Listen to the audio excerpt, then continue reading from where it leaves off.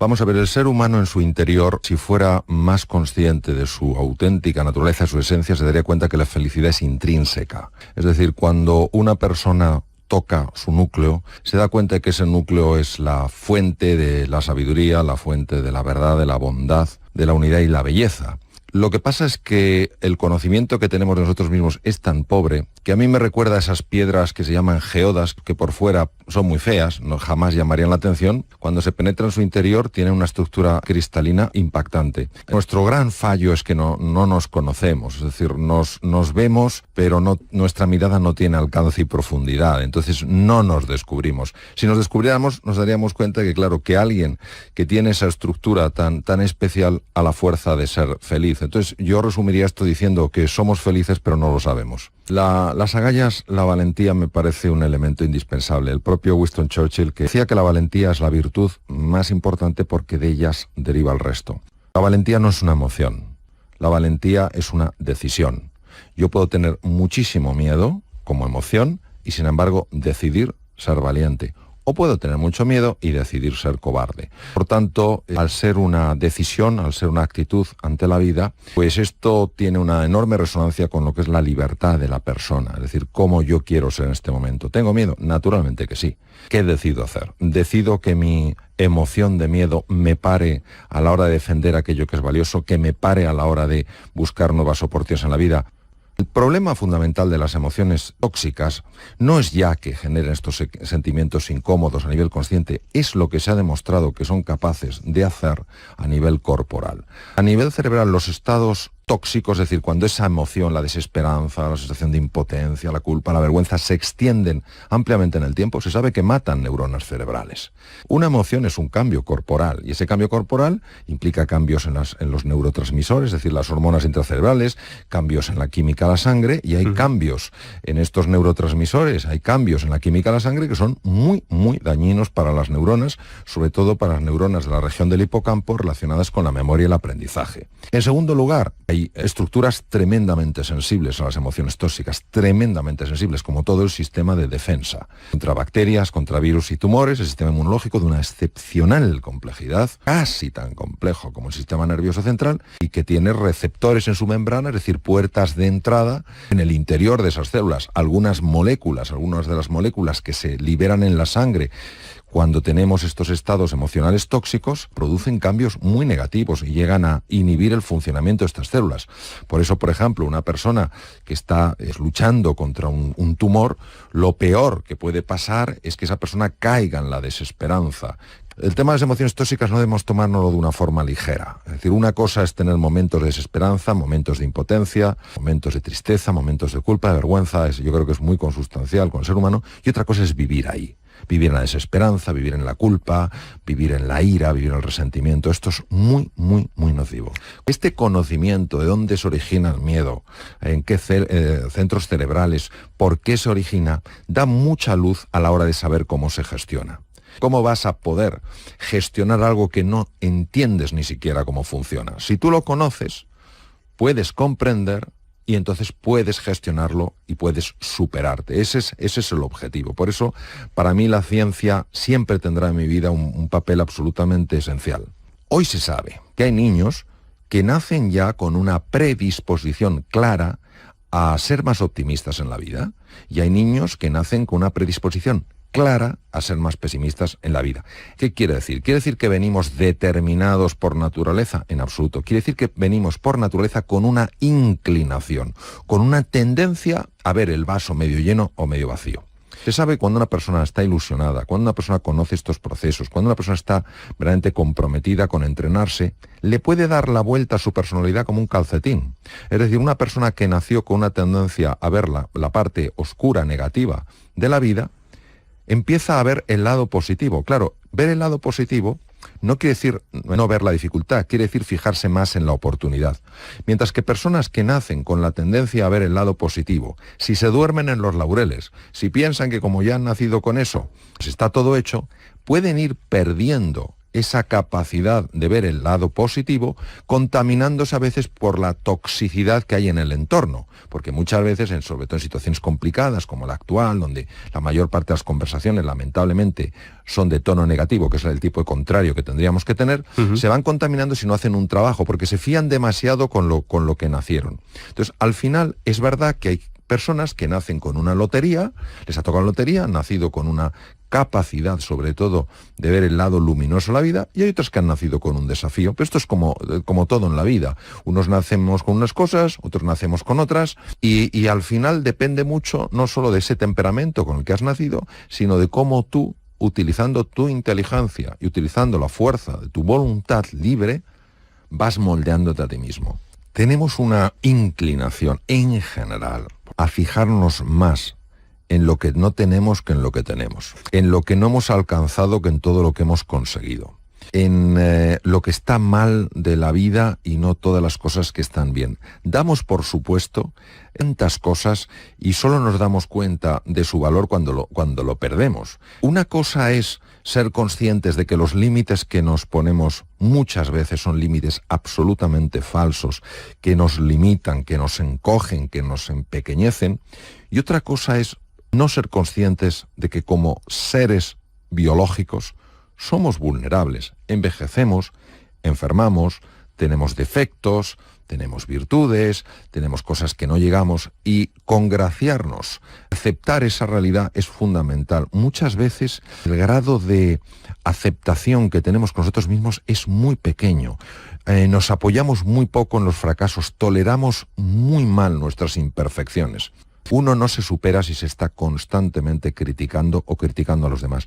No hay más que ver qué cantidad de gente o qué cantidad de personas nos quejamos y qué pocas personas están haciendo propuestas de mejora.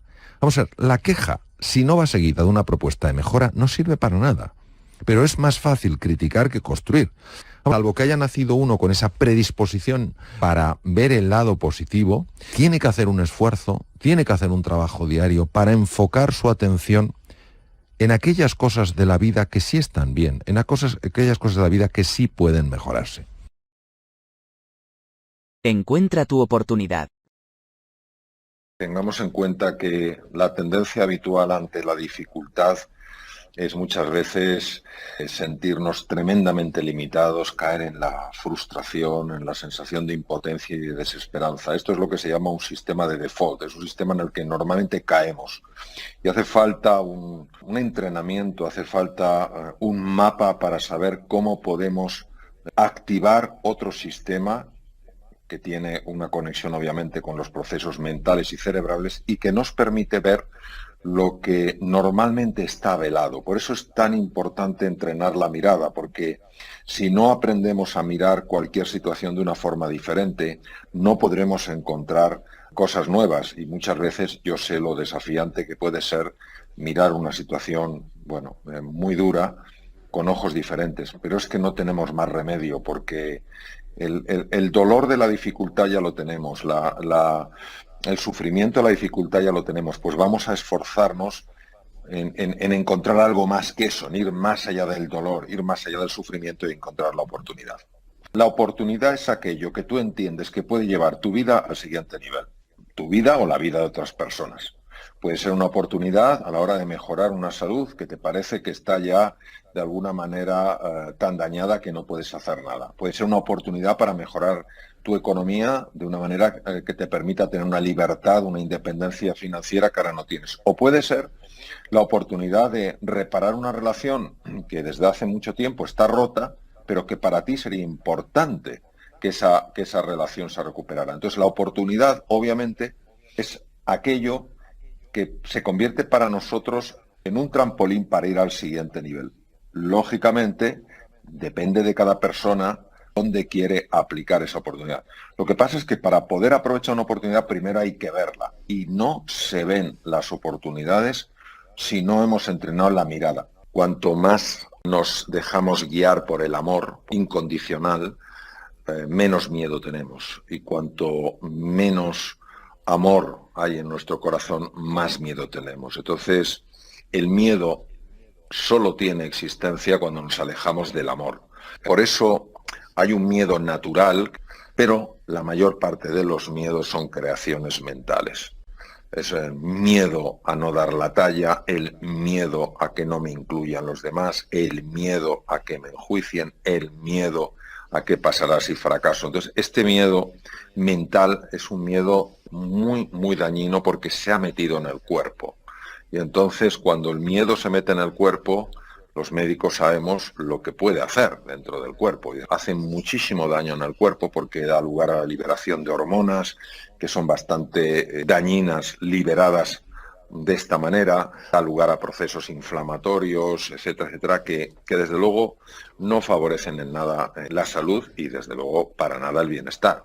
Esa idea muy cartesiana de que la mente va por un lado y el cuerpo va por otro es absolutamente obsoleta. Es decir, los procesos mentales afectan a los procesos corporales y efectivamente en algunas enfermedades que tienen una expresión física, naturalmente que se ve que detrás, escondida, hay una alteración en el funcionamiento correcto de la mente y que eso causa pues, un cuadro de ansiedad, un cuadro de depresión, cuya expresión, repito, es física, pero cuyo origen, cuya verdadera naturaleza es mucho más sutil. No se puede ver como se puede ver la dolencia física, sino que es algo que está oculto y, sin embargo, sí aflora en forma de una enfermedad física. Yo creo que los seres humanos, nosotros los seres humanos, no tenemos que tener miedo a la incertidumbre, sino al desamor. El verdadero problema no es nunca la incertidumbre, es el desamor.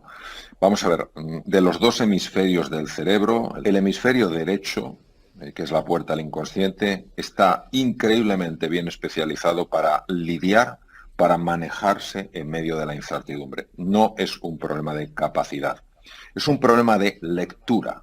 Nosotros hemos aprendido a leer la incertidumbre automáticamente como algo necesariamente arriesgado, necesariamente peligroso y que con muchísima frecuencia va a salir mal.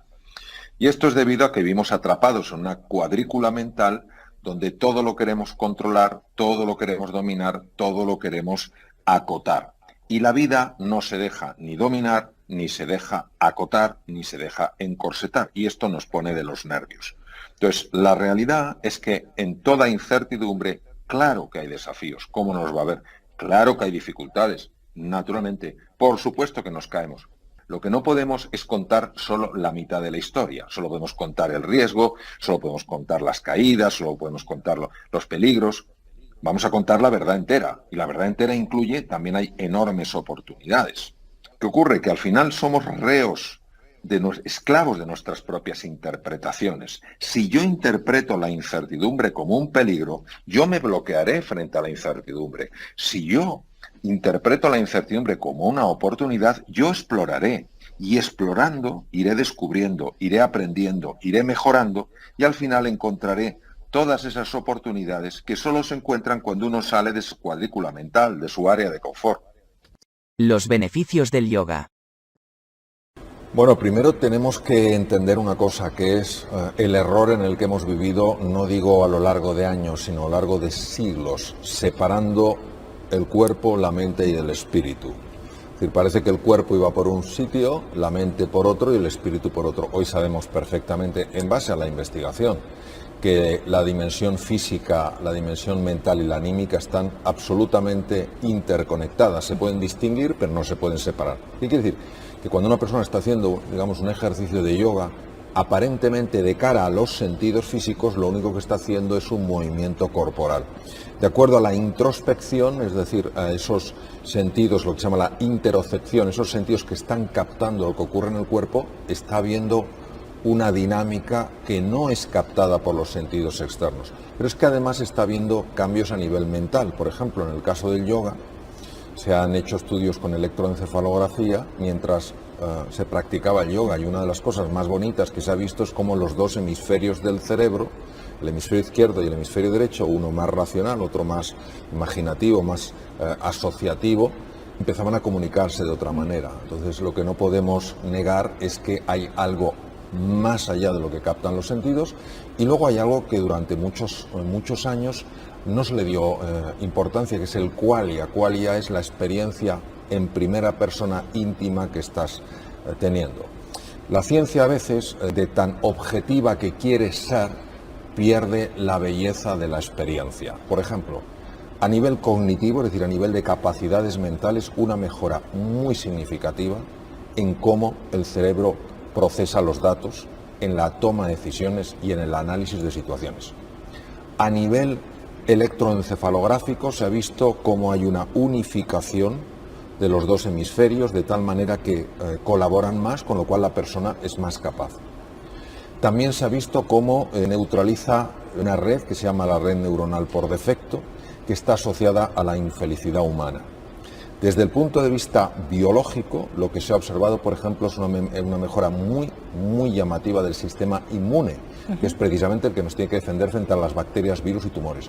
Una mejora, por ejemplo, del cuadro del síndrome inflamatorio crónico, que es una auténtica epidemia que va desgastando el cuerpo, mejora de cuadros prediabéticos, mejora de hipertensión arterial, mejora de cardiopatías, unido a otras prácticas como un cuidado de la alimentación. Se ha visto incluso que reduce el tamaño de las placas en las arterias coronarias, cosa que no se pensaba que fuera posible.